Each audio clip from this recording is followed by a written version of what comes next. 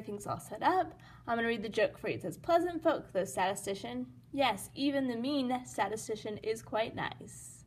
Get it? The mean, another word for average. And that's actually where we're going to start our notes today. If you open to that top page, we're starting at the beginning. So those 3 M's, mean, median, mode, and range. As we learned last time, the mean is the average, a value of the data. The median is the middle. I like to think about it since it has an I in there and it's got an I in there, it's the median for middle. And then mode is the most often value, or some people like to call it the most common value. Those should be things you're already familiar with. Let's go ahead and look at the next one, histograms. Histograms show frequency, meaning how often the data is occurring. You'll notice histograms, they give you intervals and then how often the frequency is happening. You can gather that data on your own, and we'll do that later in class today. But if we were to make a histogram from this table, we would look at the interval 4 to 8 and we would draw it all the way up to 7. Then you go to 9 to 13, that only has a frequency of 3, so we'd draw a bar up to 3. Notice that they will be touching, there's no gaps between. From 14 to 18, it goes all the way up to 6. And then from 19 to 23, it goes all the way up to 10. And you've made a histogram where it displays the intervals and the frequency. You already have that chart all done, so you do not have to draw along, but you can go ahead and refer to yours and double check it is correct. Let's talk a little bit. You may be familiar with histograms, but you may also think of them as bar charts. So let's talk a little bit about what the difference between these two are. Notice with histograms, you have 2 numeric values, meaning there's 2 numbers on both sides. Whereas with bar charts, you have numbers maybe on the y-axis, but notice on the x-axis that you have some categorical data, meaning that it has like categories. In this example, we have states, New Jersey, New Hampshire, New York, New Mexico. You may have months of the year, like April, May, June, etc. Whereas histograms, they have to be numbers on both parts, otherwise we can't have our intervals here. Okay. The second thing to point out with a histogram, all the bars touch. There's no spaces unless there's no data in that interval. Whereas with bar charts, there's the gap between the bars. We will not be doing bar charts in this year's unit, but we will be doing histograms. So make sure you have these things down, that they are numeric values and the bars do not touch. If your histogram has spaces or categorical, that's not going to be correct.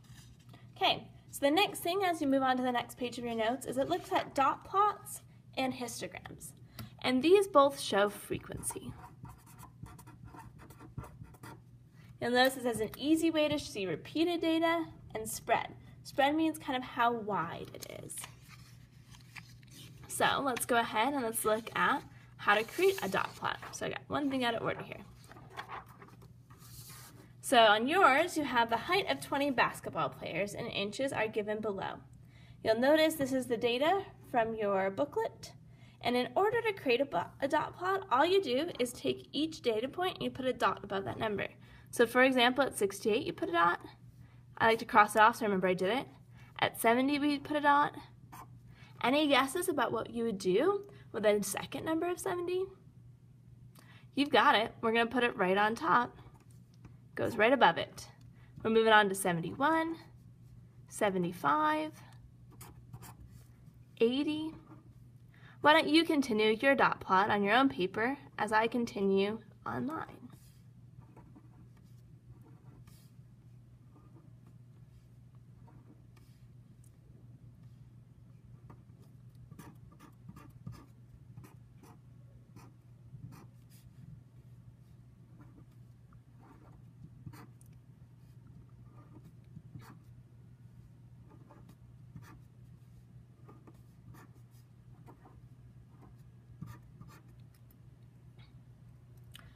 You may want to pause the video, make sure your dot plot looks the same as mine. If you've done it correctly, you should have 20 dots.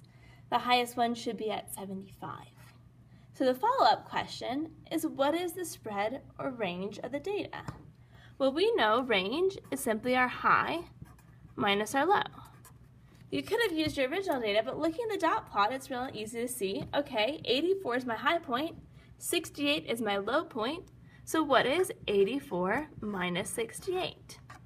Your range should be 16. Let's look at this dot plot for another moment. I want you to think about the following questions. Can you see the mean, median, mode, and range from a dot plot? Well, we just did the range. Let's think about the mean. Could we add up each of these individual data points and divide by the total data of 20? Yes, we could. We could find the mean. What about the median, the middle? Can we take it and go into the middle to find the very center data point? You sure could.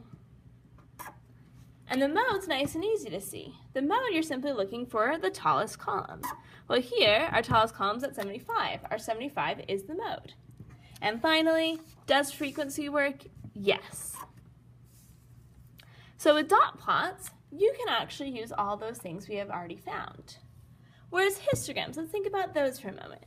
We already talked about the histogram shows frequency, so we're all set there. But now let's think about the mean, median, mode, range, etc. Okay, here's your histogram from your notes. Does the histogram show us the mean, the average data value? It doesn't show us exactly. We can maybe estimate that it'll be up here in this upper end, but no, we cannot find the mean. What about the median? Can we find the middle data value? Once again, you could estimate. The middle will probably be about in this column. You could tell me the interval that the median's at, but you won't be able to give me an exact number. The mode is going to be the same way. You could tell me it's a lot more common that we have, the interval 19 to 23 than the other ones, but you could only tell me that. We don't know if there's more 19s or more 13s or more 8s that are repeating because we don't know the exact numbers. We just know the interval of where those numbers fit in. And finally, the range, you can tell me an estimate, right? You could say, well, our 23 would be our highest, 4 would be our lowest. We could estimate the range is about 19, but you won't be able to give me an exact number. However, in the next lesson, we will be able to compare the range, the spread, which is another word to compare range for the next class.